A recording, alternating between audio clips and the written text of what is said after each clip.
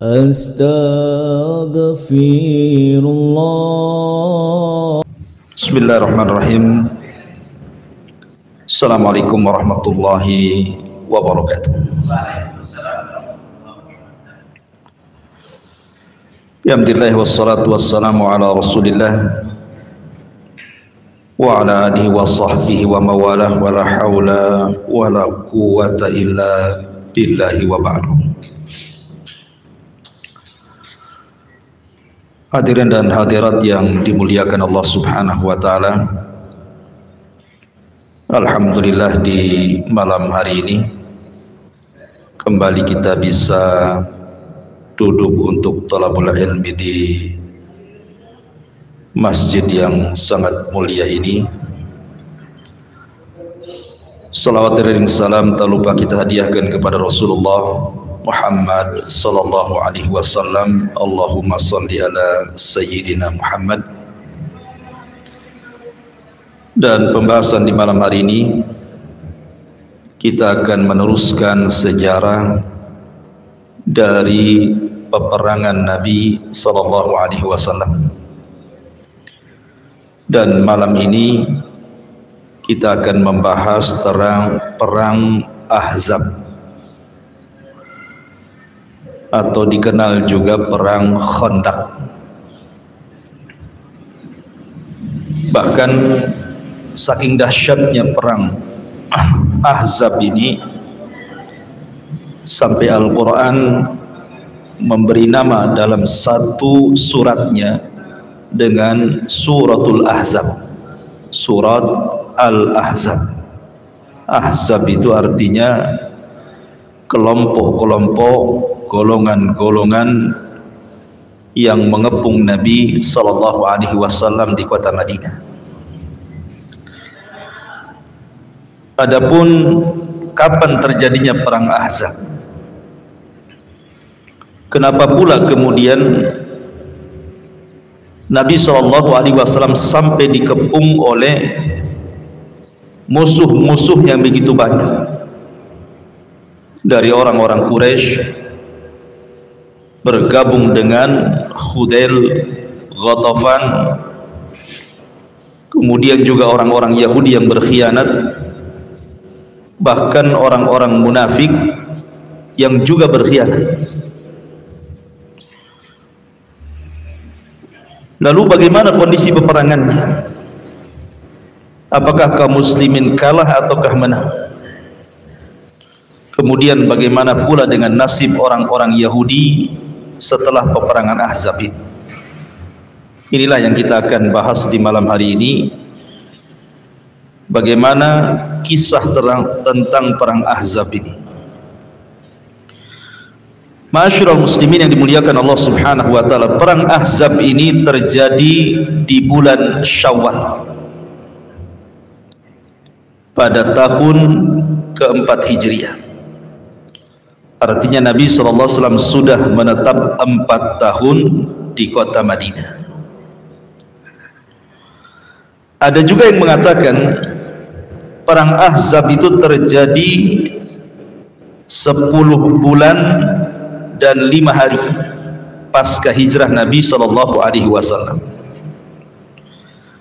Ada juga yang mengatakan perang Ahzab itu terjadi pada tahun ke-5 Hijriah. Wallahu alam, bahwa pendapat yang kuat wallahu alam bahwa perang Ahzab itu terjadi pada tahun keempat setelah hijrahnya Nabi sallallahu alaihi wasallam. Kalau kita melihat di awal-awal peperangan, contoh perang Badar, perang Uhud, dan juga perang Ahzab, itu tentara kaum muslimin tidak imbang jumlahnya. Contoh saja dalam perang Badar, tentara kaum muslimin cuman 340, ada yang mengatakan 314, ada yang mengatakan 313, dan 2 penunggang kuda. Sementara lawan 600 pasukannya sampai 1000 dengan 100 penunggang kuda, dan ada yang mengatakan 200 penunggang kuda. Bayangkan 300 lebih berbanding 1000 lebih.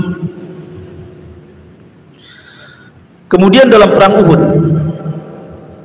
kaum muslimin itu jumlahnya hanya 700 dengan 50 pemanah dan 4 orang yang membawa senjata. Sementara pasukan musuh sampai 3000 tentara, 3000 yang menunggang unta dan 200 yang menunggang kuda. Ini kan tidak imbang dalam perang Uhud. Lah dalam perang Ahzab sendiri, tentara kaum muslimin tidak imbang karena jumlahnya ketika itu 3000 melawan 10.000 lebih. Jadi tentara kaum muslim itu cuma 3000 saja. Sementara tentara lawan itu 10.000. 10.000 ini musuh dari luar. Maksudnya orang-orang Quraisy yang berkoalisi dengan Ghatafan, yang berkoalisi dengan Hudzail, dan beberapa kabilah kecil. Belum lagi orang-orang Yahudi yang berkhianat dari 2 kabilah besar yang disebut dengan Quraidah dan Nadir, berkhianat. Belum lagi orang-orang munafik yang di dalamnya. Jadi kalau di total itu sudah ribuan tuh, belasan ribu tuh. Sehingga wajar Allah Subhanahu wa ta'ala sampai menggambarkan bagaimana kondisi peperangan Ahzab ini yang menakutkan. Allah Subhanahu wa ta'ala berfirman dalam surah Al-Ahzab, idja'ukum min fawqikum wa min asfala minkum wa idzaqatil absara wa balagatil qulubul hanazir hunalik wa tadhunnuna billahi dhununa hunalika btuliyal mu'minun wa zulzilu zilzalan syadida. Karena banyaknya musuh ini kan dikepung dari luar dan dalam nih masalahnya. Makanya Allah Subhanahu wa ta'ala gambarkan kondisi kaum muslimin saat itu ketika mereka, maksudnya musuh-musuhmu, datang kepadamu dari atas, dari bawah, dan ketika penglihatanmu terpana dan hatimu menyesak sampai ke tenggorokan karena melihat besarnya tentara musuh gitu ya, sehingga kalian berprasangka yang bukan-bukan terhadap Allah. Disitulah orang-orang yang beriman diuji dan digoncangkan hatinya dengan kegoncangan yang sangat dahsyat. Begitulah peperangan Ahzab digambarkan dalam Al-Quran, luar biasa. Lalu apa penyebabnya? Kenapa sampai terjadi koalisi musuh-musuh Islam melawan Islam? Dan bagaimana kemudian orang-orang Yahudi sampai berkhianat? Bukankah dalam piagam Madinah yang sudah saya jelaskan kepada antum bahwa orang-orang Yahudi yang ada di kota Madinah bersama orang-orang kaum muslimin sudah melakukan perjanjian untuk saling melindungi Madinah kalau terjadi penyerangan dari luar? Ini tidak, justru orang-orang Yahudi yang menyulut permusuhan. Kisahnya begini, ketika Nabi SAW hendak meminta bantuan kepada Yahudi Bani Nadir untuk ikut serta membayarkan diat terhadap 2 orang yang dibunuh, entah mengapa orang-orang Bani Nadir Yahudi ini tiba-tiba kemudian berpemikiran untuk membunuh Nabi. Jadi mereka merencanakan, nanti kalau si Muhammad itu datang dan kita sedang rapat, satu orang naik ke atap, bawa batu besar, paskan di kepala dia, jatuhkan sampai mati. Tetapi Nabi SAW seorang Nabi. Sebelum itu terjadi, Jibril datang memberitahu agar jangan dilanjutkan perjalanannya ke Bani Nadir, karena mereka merencanakan pembunuhan. Maka Nabi SAW langsung balik kembali ke kota Madinah, kemudian mempersiapkan pasukan di serbunya Bani Nadir itu. Akhirnya mereka pun diusir dari kota Madinah, kemudian mereka pun tinggal di Khaybar bersama teman-teman mereka di luar kota Madinah, Khaybar, karena kesalahan mereka sendiri. Mereka membuat perjanjian yang sudah sangat kokoh dalam piagam Madinah, mereka langgar, makanya mereka diusir. Rupanya pembesar mereka sakit hati. Dari sinilah mereka merencanakan untuk melakukan penyerangan. Berangkatlah tokoh mereka menuju orang-orang Quraisy, karena tahu bahwa orang-orang Quraisy kan memang dari dulu bermusuhan dengan Rasul. Sejak permulaan dakwah Rasul, kemudian terjadinya perang Badar dan mereka mengalami kekalahan. Kemudian juga perang Uhud dan peperangan kecil bersama orang-orang Quraisy. Jadi orang Yahudi tahu bagaimana permusuhan orang-orang Quraisy dengan Nabi SAW itu luar biasa. Sehingga kemudian mereka pun mendatangi orang-orang Quraisy ini, tokoh Yahudi ini. Tetapi sebelum mereka datang kepada orang-orang Quraisy, orang-orang Quraisy ini bertanya kepada orang Yahudi, kalian mengajak kami untuk berkoalisi menyerang Muhammad dan para pengikutnya. Saya ingin tanya kepada kalian, mana yang lebih baik, agama kami atau agama Muhammad? Jadi orang-orang Yahudi ini diuji dulu oleh orang-orang Quraisy itu, mana yang lebih baik, agama kami atau ke agama Muhammad? Maka tiba-tiba mereka mengatakan, ya tentu agama kalian jauh lebih baik dibandingkan agama Muhammad. Bukankah kalian menjaga Ka'bah, memberikan makan dan minum jemaah haji dan begitu seterusnya? Dari sini ma'asyiral muslimin yang dimuliakan Allah Subhanahu wa taala, Allah turunkan ayat kepada mereka. Apa ayatnya? Alam tara, tidakkah kau melihat, gimana ayatnya? Alam tara ilal ladzina utu nasiban minal kitab. Tidakkah kau lihat orang-orang yang diberi bagian daripada kitab itu, yu'minuna bil jibti wa taghut, mereka lebih beriman kepada al-jibti, berhala-berhala, dan juga taghut, sesembahan selain daripada Allah.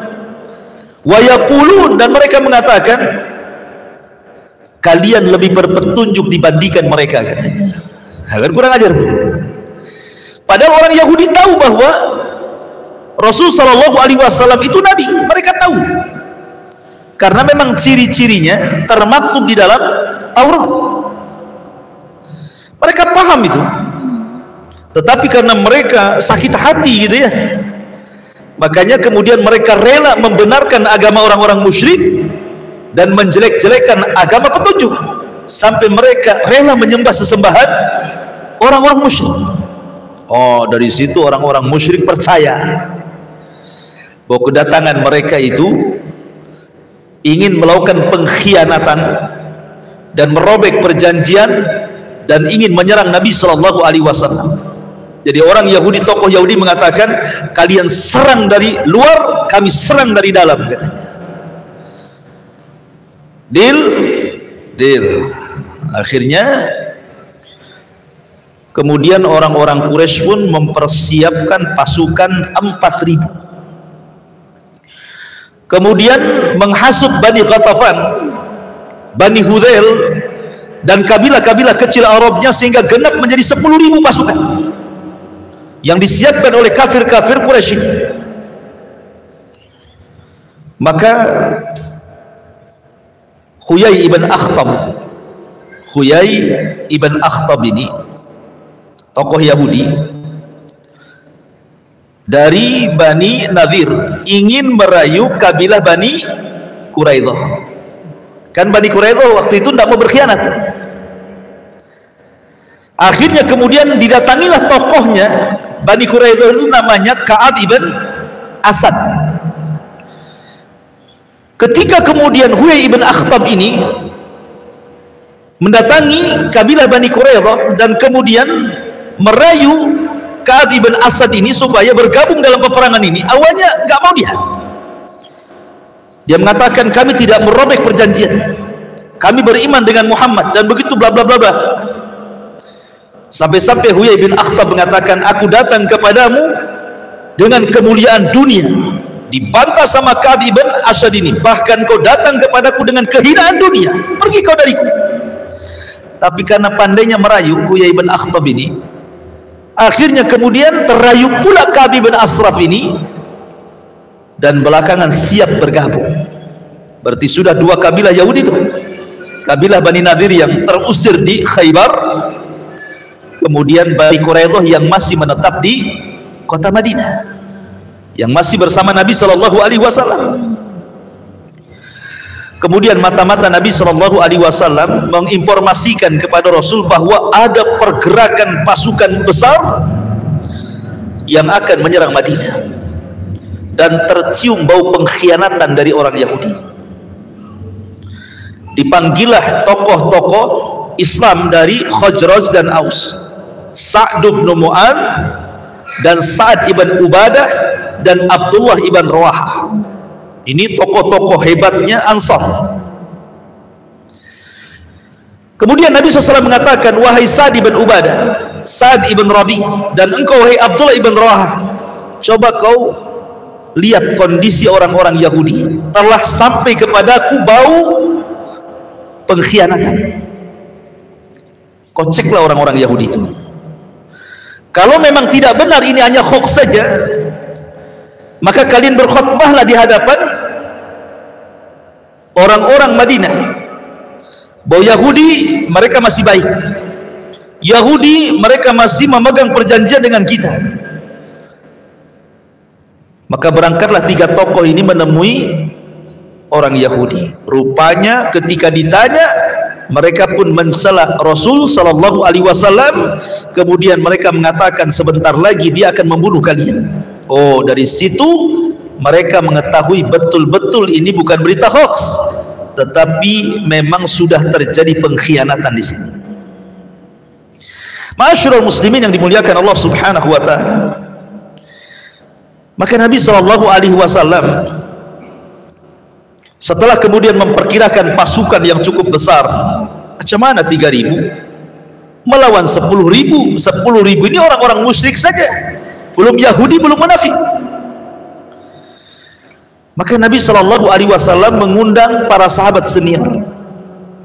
Ya, salah satunya tokoh-tokoh Ansar seperti tadi yang saya sebutkan, ada Sa'd ibn Rabi, tokoh daripada Aus, kemudian Sa'd ibn Ubadah, tokoh daripada Khazraj, dan sahabat-sahabat yang lainnya. Kemudian Nabi Shallallahu Alaihi Wasallam punya ide ketika itu, bagaimana kalau seandainya kita melakukan islah saja, kita berdamai saja dengan Ghatafan itu, dengan cara kita berikan separuh hasil kurma Madinah kepada mereka, agar mereka jangan terlibat dalam peperangan. Oh, marah para pembesar Ansar ini dan mengatakan, ya Rasulullah, dulu kami waktu belum dapat Islam masih musyrik. Orang-orang Ghatafan itu mereka tidak bisa mengambil satu butir kurma Madinah kecuali dengan membeli atau karena mereka menjadi tamu. Sekarang kami sudah dapat hidayah di atas Islam, kemudian kami memberikan separuh keuntungan kurma kepada mereka. Oh, tidak bisa, kata orang-orang Ansar. Ya Rasulullah, ini idemu ataukah wahyu dari Allah? Kata Rasul, tidak, ini ideku saja. Berarti harus dibedakan pendapatnya Rasul dengan wahyu. Akhirnya kemudian Nabi Shallallahu Alaihi Wasallam mengikuti sarannya orang-orang Ansar. Ketika itu Nabi Shallallahu Alaihi Wasallam memanggil semua para sahabat, kemudian kira-kira strategi perang yang akan kita gunakan itu seperti apa. Sahabat ini berpendapat seperti ini, sahabat ini berpendapat seperti itu. Tiba-tiba Salman Al-Farisi muncul. Salman Al-Farisi, takjub kalau antum mendengar kisah Salman Al-Farisi, luar biasa dalam mencari hidayah itu. Bayangkan dia harus berpindah-pindah dari satu negara ke negara berikutnya hanya ingin mencari hidayah. Dari awalnya Majusi, kemudian masuk Nasrani, kemudian ditawan oleh dibeli oleh jadi budaknya Yahudi, sampai belakangan menjadi Islam. Dari Asfahan Iran sampai ke Amuria, sampai ke Turki, sampai akhirnya ke Madinah. Berapa negara dilewati Salman Al-Farisi ini. Dan dia orang kaya, bapaknya pemimpin kaum. Artinya dari segi dunia Salman sudah berkecukupan, tapi demi hidayah dia tinggalkan dunia. Kata Salman Al-Farisi, ya Rasulullah, kalau dalam kondisi seperti ini di negara kami Persia sana, biasanya kami membuat parit. Karena begini ikhwan, gambaran Madinah ya, di sini bukit, belakang hutan kurma, nggak mungkin orang lewat dari samping kiri, samping kanan atau belakang, hanya memungkinkan lewat dari depan. Itu bayangan kota Madinah tuh. Sehingga kalau kita buat parit di depan, kata Salman, maka musuh akan menyulitkan untuk masuk ke dalam kota. Karena masalahnya diapit dua bukit, belakangnya hutan belantara, hutan kurma, kebun. Jadi memungkinkan dari depan saja. Maka Nabi SAW mengikuti idenya siapa? Salman Al-Farisi radhiyallahu anhu. Subhanallah. Para sahabat tidak pernah melakukan perbuatan seperti ini, menggali parit itu tidak pernah mereka. Apalagi bukan parit kecil, bukan antum buat parit buat sepiteng, bukan. Ya. Ini parit besar, parit dalam, parit panjang, parit lebar gitu ya. Karena supaya musuh itu jangan sampai masuk, terutama para penunggang kuda. Sehingga harus lebar, kan kuda ini kan kalau loncat kan jauh tuh, kalau nggak lebar gimana kan? Loncatilah parit itu. Sehingga harus lebar, dalam gitu ya. Berhari-hari Nabi SAW siang malam bersama para sahabat menggali parit itu. Dan itu di waktu yang sangat dingin, sampai lapar ikhwan. Antum cuaca dingin lapar kan kalau cuaca dingin, apalagi ini hujan 2 hari berturut-turut kan, perut ini kan kerbak-kerbuk saja, maunya bakso, mie ayam gitu. Nasi goreng gitu ya. Jadi sahabat akhirnya mengeluh kepada Rasulullah kelaparan. Disingkap pakaian sahabat itu, rupanya ada batu yang diikat di perut.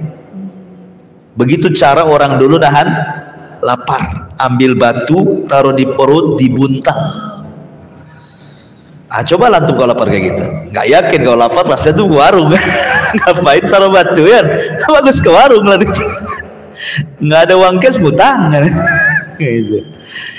Jadi akhirnya kemudian Rasul pun ingin memberitahu sahabat bahwa dia pun lapar.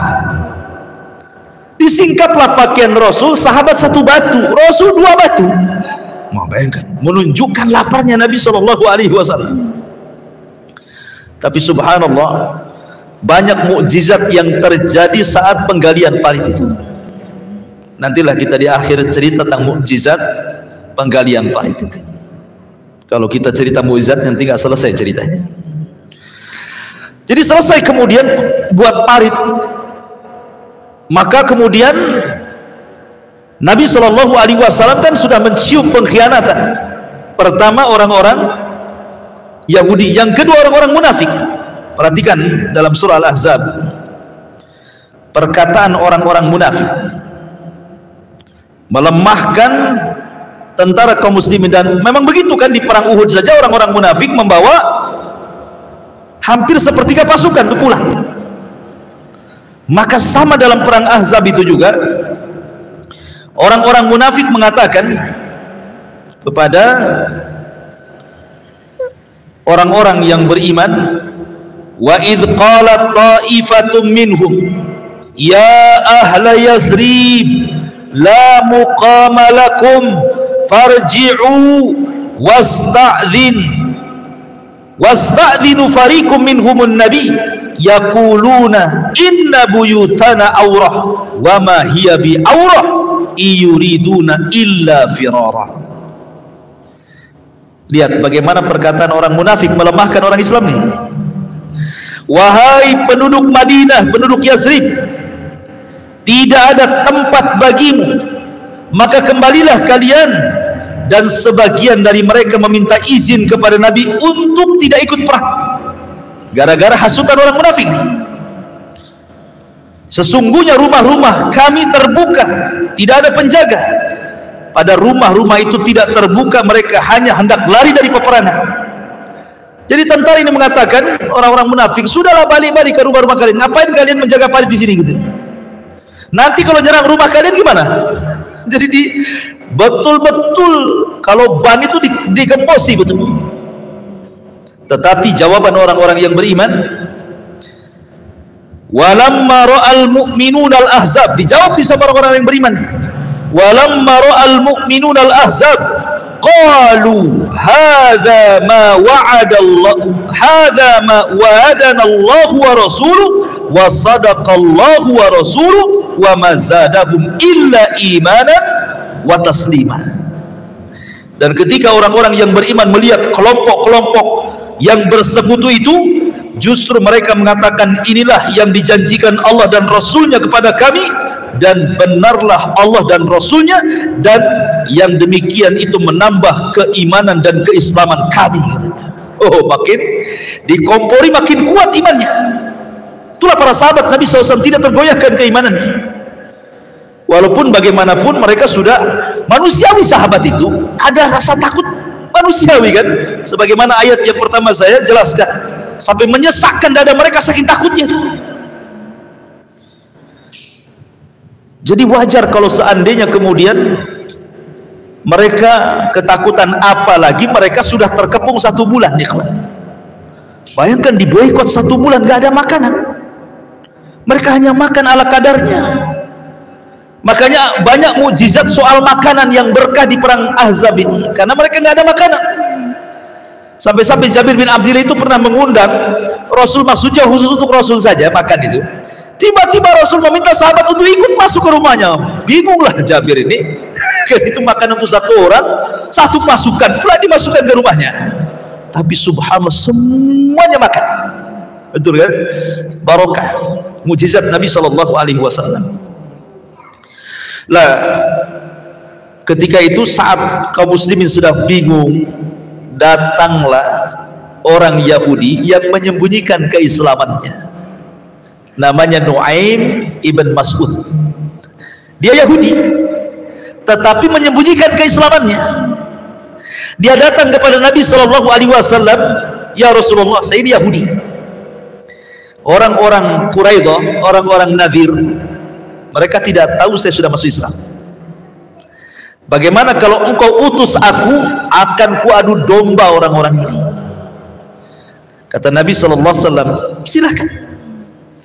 Kenapa dibolehkan mengadu domba dalam peperangan? Karena al-harbu kaid, peperangan itu tipu daya, yang penting menang. Nggak ada jujur-jujuran peperangan itu. Mau nipu, mau bohong, terserah, yang penting intinya menang. Makanya Rasul mengatakan al-harbu kaidun, peperangan itu tipu daya. Datanglah Nuaim ibn Hammad ini kepada tokoh-tokoh Yahudi dan mengatakan, kalian kan tahu siapa saya, siapa posisi saya, siapa kedudukan saya. Maka tokoh-tokoh Yahudi mengiyahkan, ya, engkau orang mulia, engkau orang diperhitungkan dalam Yahudi. Bagaimana kalau seandainya aku berikan saran kepada kalian? Apa saran? Kata Nuaim bin Hammad, sekarang logika, kalau seandainya orang-orang dari Quraisy kafir itu datang menyerang Madinah, qadarullah kalah, kemudian mereka pulang ke Mekah, kira-kira apa yang akan dilakukan oleh Muhammad kepada kalian? Habis kalian nanti. Bahasanya seperti itu kan. Begini, saya kasih saran, biar orang-orang kafir Quraisy itu tidak berkhianat dan betul-betul bergabung dengan kita untuk menyerang Muhammad. Kita minta 10 anak-anak mereka kita sandra. Kalau mereka berkhianat, tiba-tiba mereka meninggalkan Madinah, kita bunuh yang 10 anak-anak mereka ini. Dan saya yakin kalau mereka mendengar anak-anak mereka akan dibantai, mereka pasti tidak akan berkhianat. Oh, betul juga katanya. Kalau gitu kita sandra saja 10 anak mereka sampai betul-betul memang kita perang bersama mereka dan menang dalam peperangan, baru kita kembalikan anak-anak mereka. Habis itu Nuaim ibn Mas'ud sudah menemui orang Yahudi ini. Mereka datang ke orang-orang musyrik, datang kepada tokoh-tokoh orang-orang Quraisy dan mengatakan begini, kamu tahu siapa saya? Ya, engkau orang Yahudi. Kalau seandainya aku bicara dengan kalian, kalian percaya? Ya, kami percaya karena engkau sekutu kami sekarang. Begini, saya dapat desas-desus bahwa orang Yahudi itu sebenarnya dia akan mengkhianati perjanjian dengan kalian. Sebentar lagi mereka akan meminta 10 anak kalian dan akan diserahkan kepada Muhammad dan akan dibunuhnya katanya. Ini adu domba tuh sama siapa ini? Nuaim ibn Mas'ud ini. Akhirnya apa? Betul, tokoh-tokoh Yahudi ini setelah Nuaim ibn Mas'ud ini mengadu domba nih, mereka datang kepada orang-orang Quraisy dan mengatakan begini, kami bukan tidak percaya dengan kalian. Kalau seandainya kalian menyerang Madinah, tiba-tiba kalian meninggalkan kami, habislah kami di tangan Muhammad. Sebagai jaminan, tolonglah serahkan 10 anak kalian. Ini saja jaminan saja, kalau kalian tidak berkhianat. Kata orang musyrik, oh 10 anak ya kan. Dan dengar dari Nu'aim ibn Mas'ud tuh kan, oh 10 anak gitu kan. Baik katanya, nah, tengok nanti katanya. Dari sini orang Yahudi sudah nggak respect tuh. Wah, ini udah mengkhianat nih kan, karena nggak mau ngasih 10 anaknya kan, mereka nggak mau kasihkan. Berhasil Nuaim bin Mas'ud memecah belah orang ini, sehingga ketika orang-orang musyrik menyerang Rasul, orang Yahudi nggak terlibat karena takut. Mereka nonton saja ya. Akhirnya orang-orang musyrik mereka sudah melakukan pengepungan. Rasul itu sudah kepepet di 1 bulan dikepung, cuman nggak kepepet ikhwan, makanan nggak ada, sudah lemas sahabat itu, kelaparan gitu.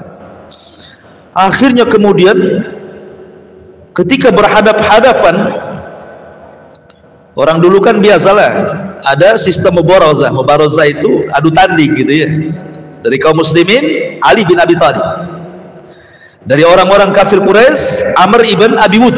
Amr ibn Abi Wud ini jagoan hebat tuh, dan dia setara dengan Abu Thalib, bapaknya Ali. Jadi ketika melihat Ali, ngapain kau lawan aku katanya kan, aku ini kawan baik bapakmu katanya. Mundur ini anak bawang nih. Cari yang baik lagi katanya. Aku tidak akan membunuhmu, aku menghormati bapakmu. Kata Ali bin Abi Thalib, bahkan aku yang akan membunuhmu katanya. Anak kecil gitu. Akhirnya terjadilah mubarazah, menanglah Ali bin Abi Thalib. Memang tidak terjadi peperangan yang berarti dalam perang Ahzab ini ikhwan. Maksudnya bukan perang wah, karena kan ada parit masalahnya gitu kan. Jadi, dan setiap peperangan Rasul hampir 27 lebih lah, kurang lebih 30 peperangan Rasul itu kan, kebanyakan itu tidak adu fisik. Kadang-kadang damai ya kan, macam-macam kan. Yang betul-betul perang itu perang Badar, perang Uhud gitu ya, Hunain itu memang betul-betul perang gitu kan. Tapi hampir peperangan Rasul itu tidak ada perang berarti. Contohnya perang Khandaq. Yang terkenal mubarazahnya Ali dengan Amr ibn Abi Wud saja, karena lempar-lemparan panah saja. Cuman masalahnya Nabi pernah marah dalam perang Khandaq ini. Kenapa? Gara-gara dia jaga Khandaq, jaga parit itu, Akhirnya masuk waktu asar, mereka masih melempar tombak panah gitu. Kalau seandainya ditinggalkan sholat asar, musuh akan masuk. Sehingga Rasul bertahan bersama sahabatnya, lewatlah sholat asar sampai maghrib. Barulah Nabi SAW sholat asar di waktu maghrib. Di sini Rasul marah dan mengatakan, "Mala Allahu kuburahumun nar." Semoga Allah membakar kuburan-kuburan mereka dengan api neraka, katanya. Karena mereka sudah mengakhirkan sholat wusta. Nah, dari sini tahu penafsiran Al-Quran, hafidhu ala salawati was salatil wusta. Jagalah oleh kalian 5 waktu sholat, terutama wusta. Rasul mengatakan apa dalam sholat asar? Karena mereka sudah mengakhirkan sholat wusta. Berarti sholat wusta itu sholat asar. Siapa yang menjaga sholat asar, maka dia bisa menjaga sholat yang lainnya. Siapa yang meremehkan sholat asar, maka dia akan meremehkan sholat yang lainnya. Itulah sholat wusta. Rasul marah gitu ya. Jadi kan malam hari berhenti perang, karena memang cuacanya dingin, ekstrim sekali dinginnya. Mereka hanya perang itu di waktu siang saja, malam istirahat. Jadi orang-orang musyrik kembali ke kemah-kemah mereka. Disinilah namanya orang dingin, pasti akan bakar-bakar kan, mesti untuk menghangatkan badan kan, mesti bakar-bakarlah pasukan ini. Allah Subhanahu wa ta'ala kirim malaikat. Allah kirim malaikat, dan malaikat ini membuat angin yang sangat dahsyat, sehingga kemudian angin ini menjadikan kayu-kayu yang terbakar itu membakar semua tenda, berhamburan kemana-mana kayu ini yang banyak apinya itu kan, masuk ke tenda ini, kebakar tenda itu, maka tenda itu, akhirnya seluruh tenda kebakar. Kemudian periuk-periuknya semua terbang tak kemana, kuda-kudanya ketakutan lari. Akhirnya mereka pun sama-sama dari bekalnya kan. Kalau mereka bertahan dengan tidak ada perbekalan, tidak ada kemah, bisa mati kedinginan. Dari situlah akhirnya, daripada mereka mati konyol, satu persatu kabilah ini pulang ke Quraisy, pulang ke Ghatafan, pulang ke Hudzail gitu. Subhanallah. Gak ada perang, hanya perang itu saja ya. Tapi Allah Subhanahu wa ta'ala menangkan gara-gara apa? Gara-gara Allah tolong dengan dikirim para malaikat, sama dengan perang Badar nih, dikirim 5.000 malaikat kan. Tapi dalam perang Khandaq ini, perang Ahzab ini, Allah kirim malaikat menciptakan angin sehingga menghambur-hamburkan tenda dan tanah dan tempat-tempat istirahat mereka, sehingga kudanya lari, periuknya terbang ke sana kemari, tendanya kebakar. Akhirnya mereka pun pulang dalam kondisi rugi. Sekarang orang musyrik sudah pulang, sekarang Yahudi sendirian. Yahudi sendirian, orang-orang musyrik sudah balik. Maka pembesar Yahudi Ka'ab bin Asad ini kemudian diberikan pilihan.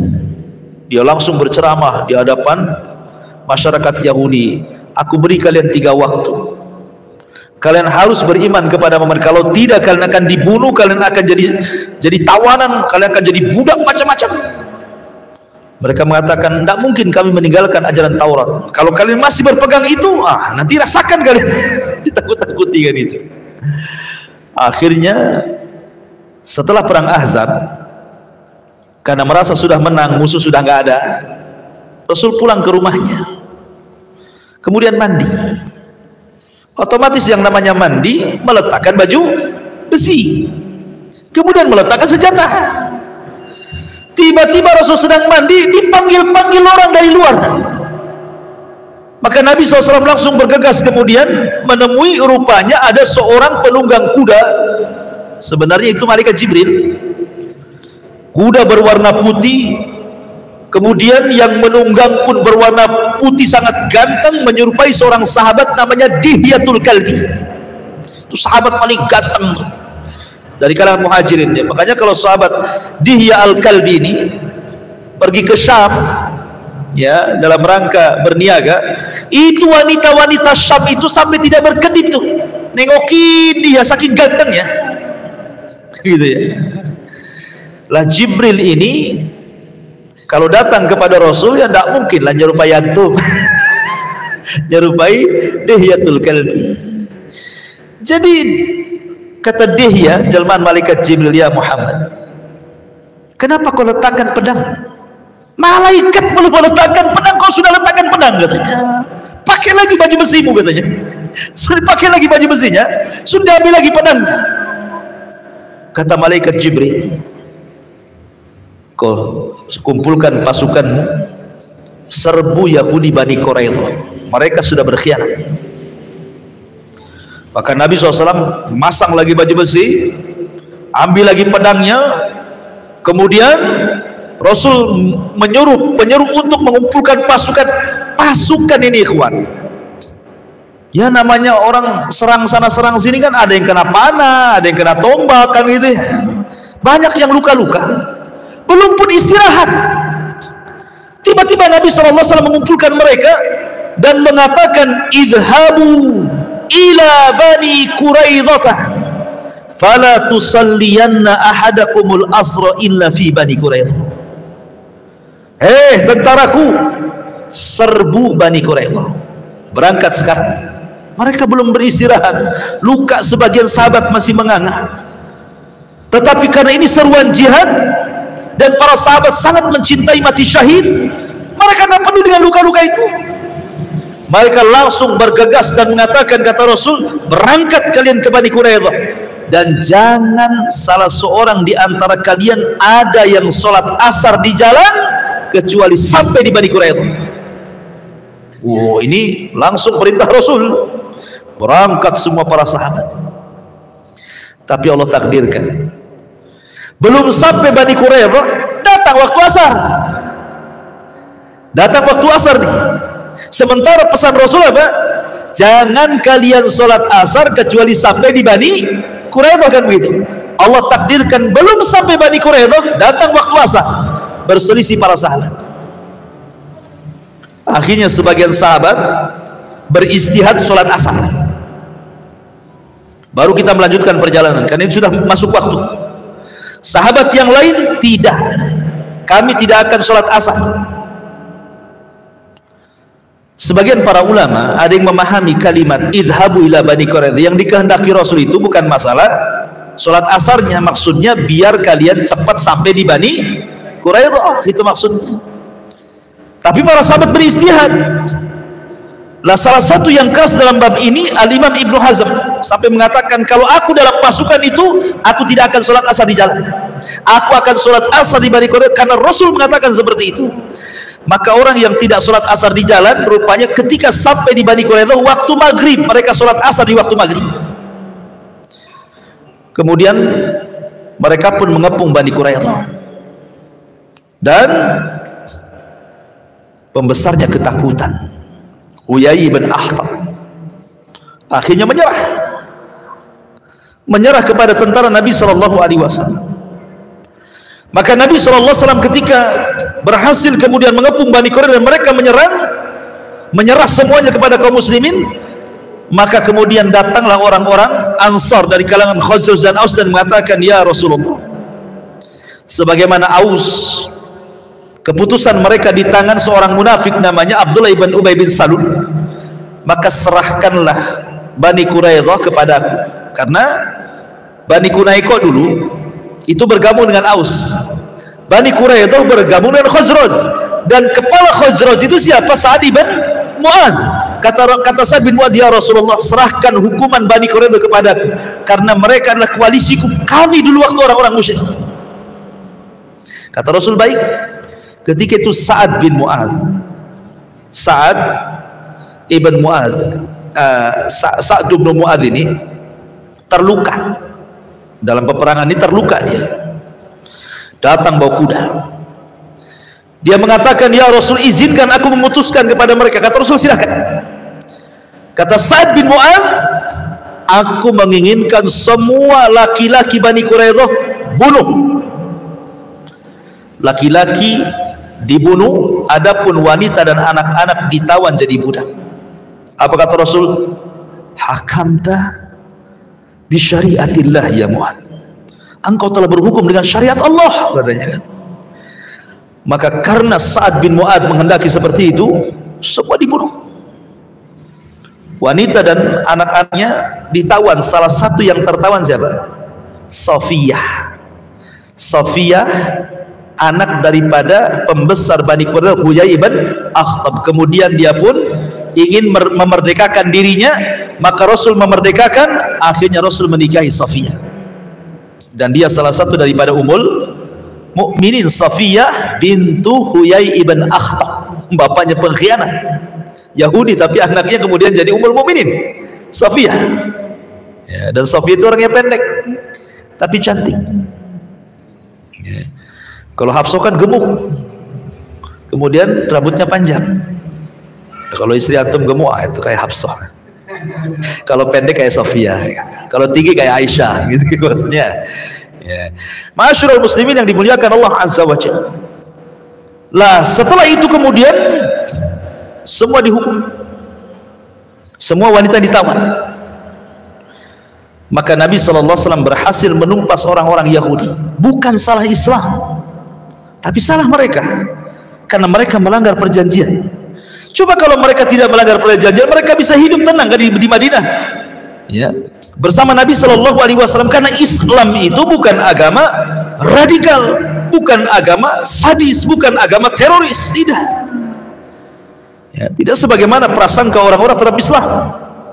Karena yang memulai mereka, maka kita juga tidak mungkin diam kan begitu. Mereka yang memulai. Kullama ahadu ahdan nabadha fariqum minhum. Setiap mereka orang-orang Yahudi membuat perjanjian, pasti mereka akan berkhianat.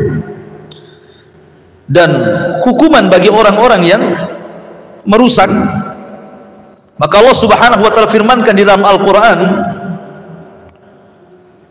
innama jazaa'ul ladzina yuharibunallaha wa rasulah.